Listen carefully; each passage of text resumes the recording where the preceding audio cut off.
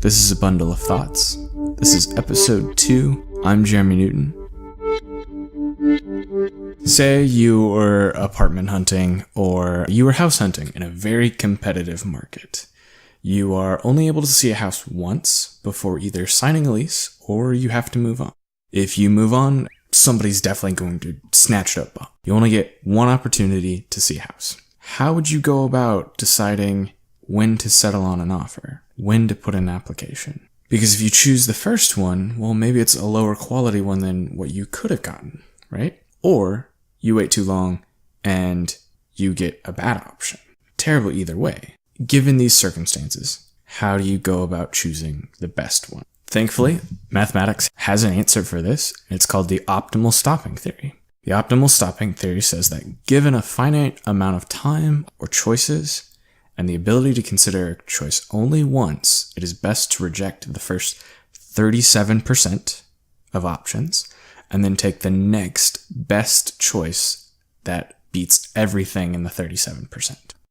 So how does this play out? Say that we're apartment hunting and we're willing to look at 100 apartments. We live in a very big market. There are many options, but it's all very competitive. We only get to consider each apartment once. And we have 100 apartments to look through. So we have a finite amount of choices. We know that optimal stopping says that we're going to look at the first 37 and say, this is good, but I think I can do better. So you set a baseline. You say, this is what I like about these apartments. This is what I don't like about these apartments. And we move on. Auto reject the first 37%. And this first 37% can be counted as the looking phase, right? Compared to the leaping phase. So once we're done with the looking phase, we now move on to the leaping phase, which is where the next apartment that beats everything in the looking phase is the one we automatically accept. We consider the 38th apartment, 39th, 40th. They're all not as good as anything as the best of the 37%. But we get to the 52nd apartment. And it's quite nice. It's actually better than anything in the 37%. That's the one we apply for. Problem solved. Now, the original problem was a case of hiring. One of the first places this appeared was in 1960 Scientific American in the column that was made by Martin Gardner, which is a very famous name in recreational mathematics. And it was called secretary problem. So it was considering hiring a secretary in a pool of applicants.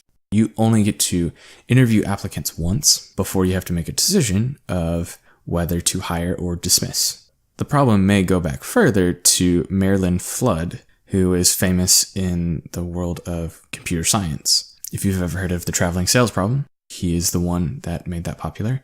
He may have actually termed the phrase software. So he's one of the first to have conjured up this problem and said, what does mathematics have to say about it? So thinking it like a secretary problem, you're looking for a candidate for a position and you are the hiring manager, and say your applicant pool is only 2. There's only 2 applicants. Well, you have a 50-50 chance if you guess randomly, and you have a 50-50 chance if you try to do this strategically. You interview the first applicant. You say, that's nice, but I'm going to check on the next person. And there's a 50-50 chance of that next person being better than the previous. In this case, the strategy is equivalent to picking random. Has the same probability of success as picking random. To analyze the strategy, if you increase the applicant size to 3 applicants, then you interview the first, dismiss, interview the second, and this is the key person. Because when you interview the first, you have no information, no baseline, no ability to decide whether a candidate is good or bad. And then when you interview the third, you have no agency. You have to pick the last one. You have to hire them because you're out of applicants. You can't go back. So the second one is the most important because if they're better than the first, then you hire. If they are not, then you wait for the third. And playing this probability out, you actually have a 50-50 success rate of hiring the best applicant of the 3, which is better than picking randomly, because picking randomly would produce choosing the best applicant 33% of the time. So this is the first case the smallest applicant pool where a smart strategy beats a random choice. And as you consider this, as the pool scales up, right? If you consider 4, there's an optimal strategy for that. And continuing on, you eventually get to a point where you've built up the applicant pool to where it's a 37% chance of hiring the best applicant after rejecting the first 37%. So 37 produces 37. It's fantastic. It's a neat little rule. There's no particular reason that 37 produces 37. It just happens to work out that way, and it's actually quite nice. It's easy for remembering if you can remember 37%. I think one of the coolest applications of optimal stopping theory is how it's being implemented by city planners. So city planners will think about parking rates and occupancy rates to try and figure out when people should park in an optimal system. Parking is a balancing of how far to walk to the destination, the cost of the parking spot itself, and then the cost of the fuel and the time spent searching for a spot. So there are people in the world who are using this as part of their day jobs to consider how they should plan stuff and what they would choose, and a little bit of basic game theory that goes into this.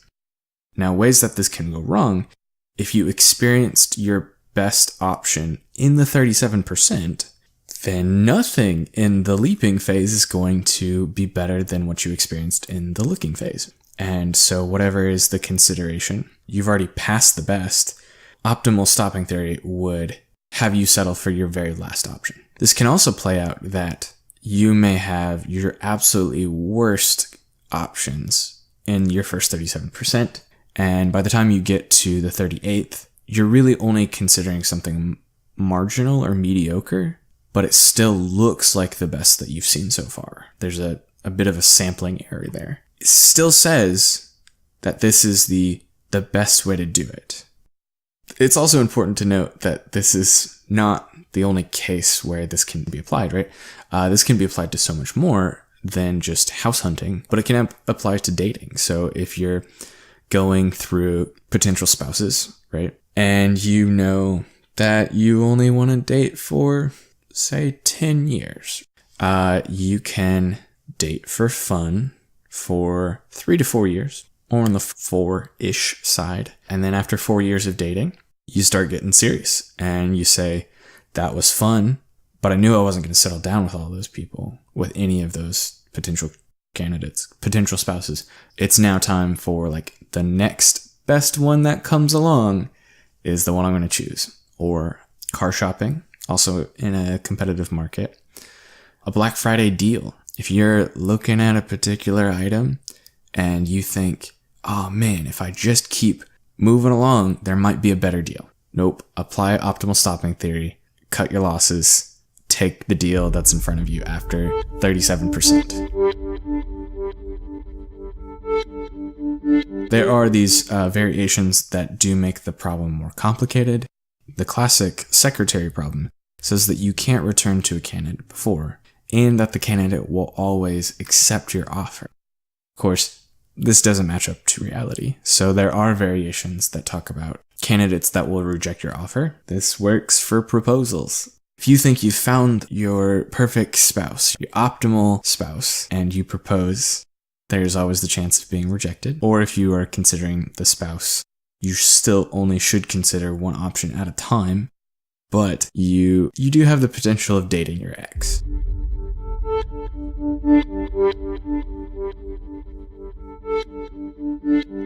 So again, this was optimal stopping theory. It says that given the certain set of constraints, only being able to consider an option once, you have a 37% chance of succeeding if you auto-reject 37% and then choose the next best option after the 37%. A lot of this material is coming from the first chapter of Algorithms to Live By. It is by Brian Christian and Tom Griffiths. Music by Nathan Bowler. I'm the New Newton, and I've been your garbage collector.